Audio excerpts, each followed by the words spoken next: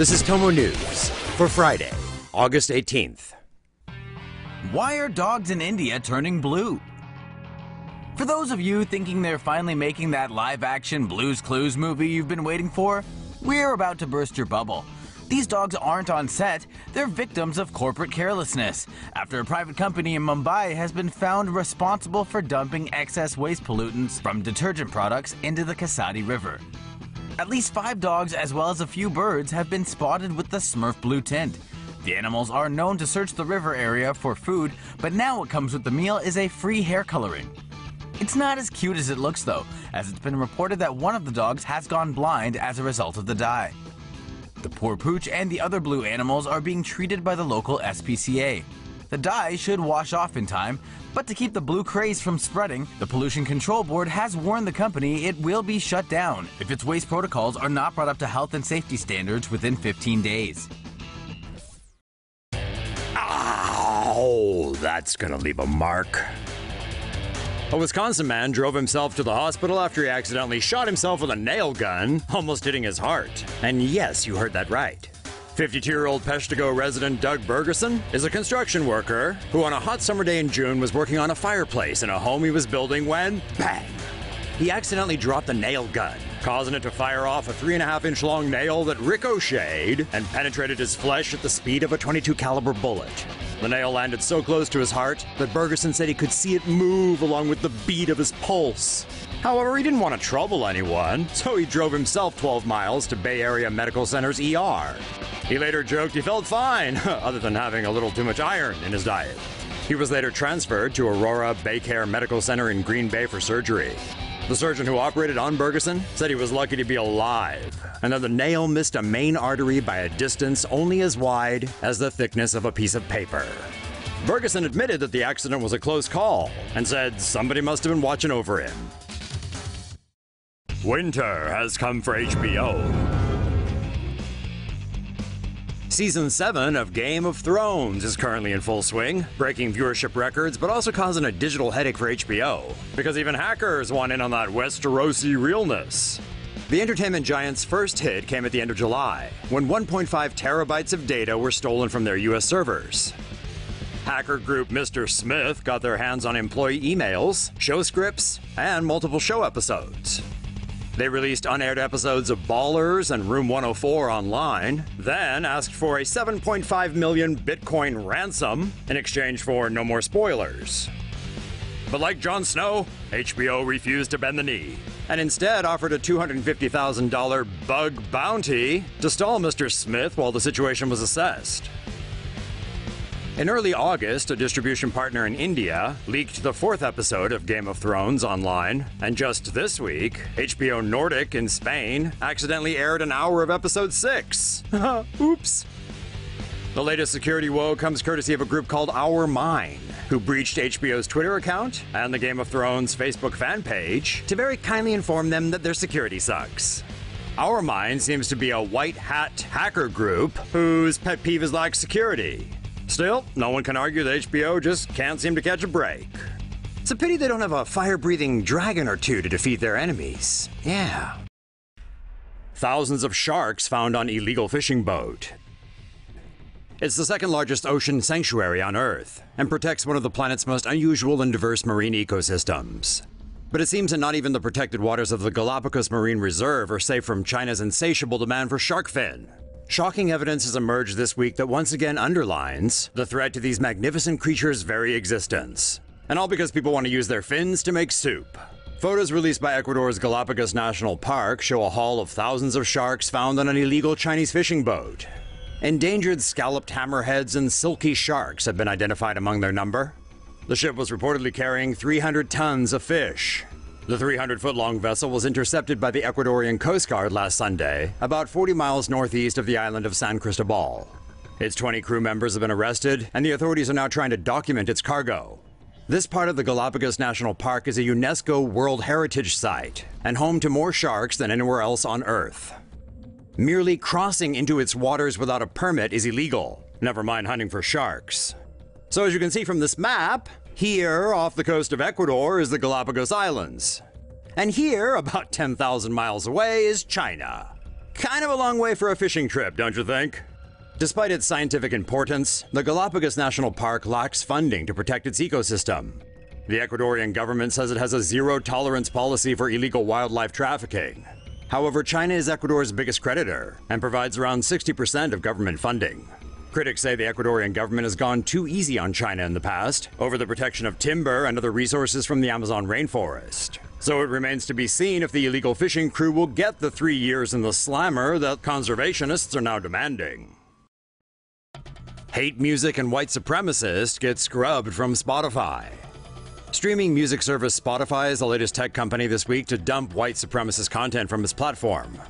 The removal comes after Digital Music News found 37 bands identified by the Southern Poverty Law Center as white supremacist on the service.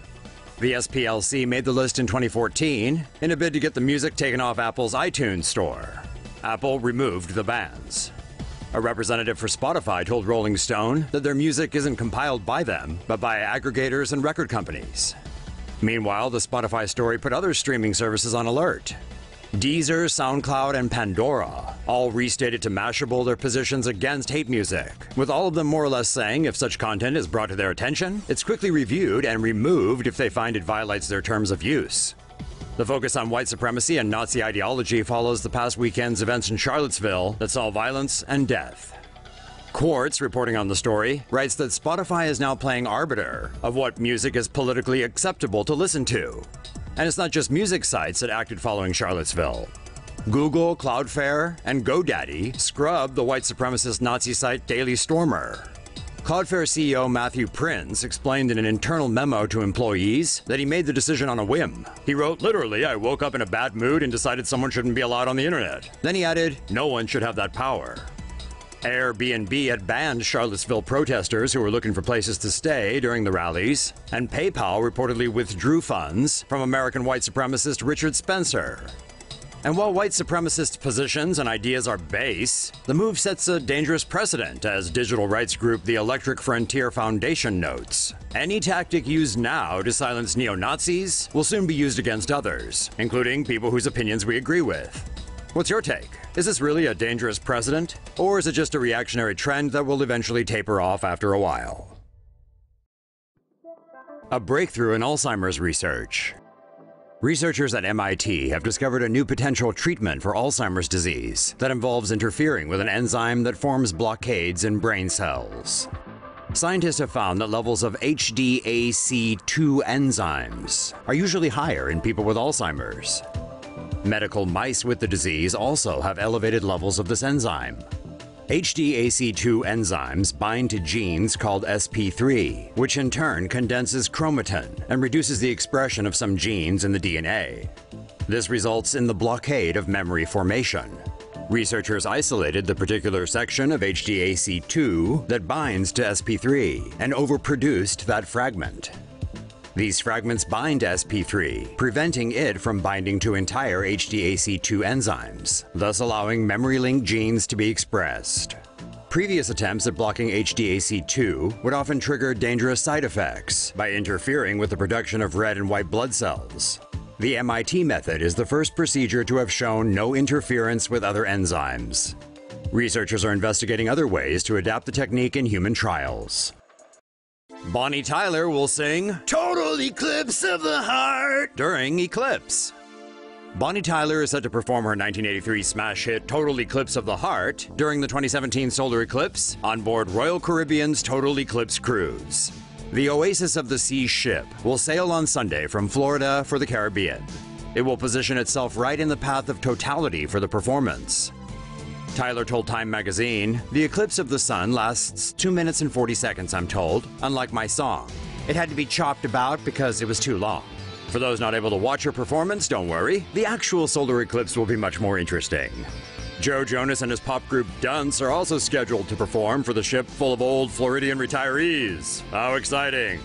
But really, just watch the actual eclipse. Dumbo to the rescue. 4 days of heavy rain in Nepal led to flash floods and landslides that resulted in at least 70 people dying. Around 600 tourists were also left stranded after the Rapti River overflowed south of Kathmandu. Luckily for them, the pachyderms of Chitwan National Park are on it. The park's elephants marched alongside tractor-trailers on Sunday to rescue some 300 stranded tourists. The gentle giants went back a second time on Monday, transporting the rest of the victims to safety. Chitwan National Park is home to more than 600 rhinos and elephants, and fared much better than another park in India's Assam state, which was also beset by floods. Kaziranga National Park has the world's largest population of endangered one-horned rhinos, but the animals had to be moved to higher ground after floods submerged nearly 90% of the park in water. These heroic animals are top-notch. Sometimes animals exhibit more humanity than people do. Case in point, a dog named Pui rescued a newborn baby after finding her at a dump site in Tha Ra, Thailand. Pui was sniffing around the local dump site when he came across an interesting white plastic bag. He decided to bring the bag back to his master's home, where he put it down and began barking loudly for attention.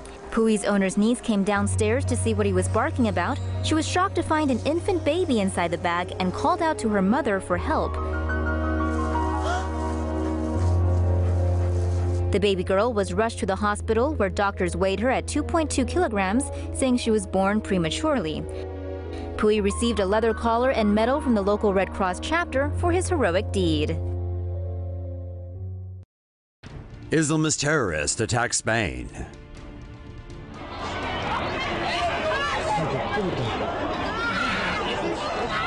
Terrorism struck Spain when an Islamist attacker deliberately drove a van into pedestrians on one of the country's most famous streets, before a second assault took place just hours later at a coastal town 90 minutes away. At least 13 people were killed and more than 100 others were injured on Thursday in a terrorist attack in La Rambla in Barcelona. According to witnesses, a van drove at high speed through the pedestrianized boulevard at around 5 p.m. local time. The van traveled for about 500 meters before stopping at a newspaper stand. The driver of the van escaped on foot.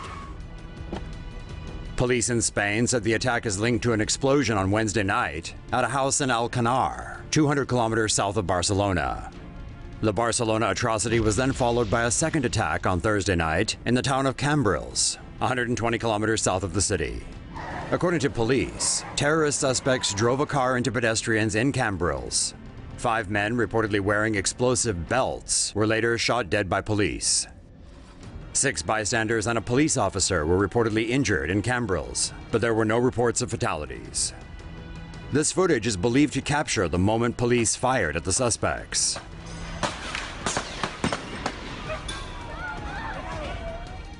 One person died, and at least 7 people were injured in the house explosion on Wednesday night. Police believe the explosion may have been part of a larger terror plot that went wrong. The attack in Barcelona struck at the heart of the city. La Rambla is full of bars, restaurants, and shops, and the tree-lined avenue stretches more than a kilometer through the center of Barcelona. The street is a tourist magnet and was packed with people from all over the world at the time. Citizens of at least 24 different countries are among the victims, including 1 Belgian and 3 Germans. Among those confirmed injured are nationals of Algeria, France, Ireland, Peru, Venezuela, and a woman from Hong Kong. ISIS claimed responsibility for the attack, which the Spanish Prime Minister described as jihadi terrorism. 2 men have been arrested in connection with the attack, but police said neither man was behind the wheel of the van. It's unknown whether any of the suspects shot dead in Cambrils was the van driver. A police manhunt for the driver is understood to be continuing. The best places to watch the 2017 solar eclipse. With the 2017 Great American Eclipse only days away, here's a complete list of the 10 best places in the US to catch the August 21st eclipse. Folks in Madras, Oregon will get hit first at 10:19 a.m. Pacific Daylight Time with 2 minutes 4 seconds of totality. Next, we have the people over in Snake River Valley, Idaho, who will experience totality at 11:33 a.m. Mountain Daylight Time for 2 minutes 18 seconds. Who needs potatoes? The eclipse will then make its way over to Casper, Wyoming, with totality coming at 11:42 a.m. Mountain Daylight Time for 2 minutes 26 seconds. If you happen to be around the sandhills of western Nebraska around 11:49 a.m. Mountain Daylight Time, you're in for a treat. The number 5 best spot will be in St. Joseph, Missouri at 1:06 p.m. Central Daylight Time. Hey, people now have a reason to go somewhere in Illinois besides Chicago. In Carbondale, Illinois, totality begins at 1:20 p.m. CDT for 2 minutes, 41.6 seconds. Don't miss that 0.6 seconds. Hopkinsville, Kentucky will then get their taste of totality at 1:24 p.m. CDT. Next up is Nashville, Tennessee at 1:27 p.m. CDT. What could be better than country music and a solar eclipse? Probably just a solar eclipse. Hopefully the weather will remain clear for those in Great Smoky Mountain National Park at 2:35 p.m. Eastern Daylight Time. And finally at number 10, we have Columbia, South Carolina at 2:43 p.m. EDT.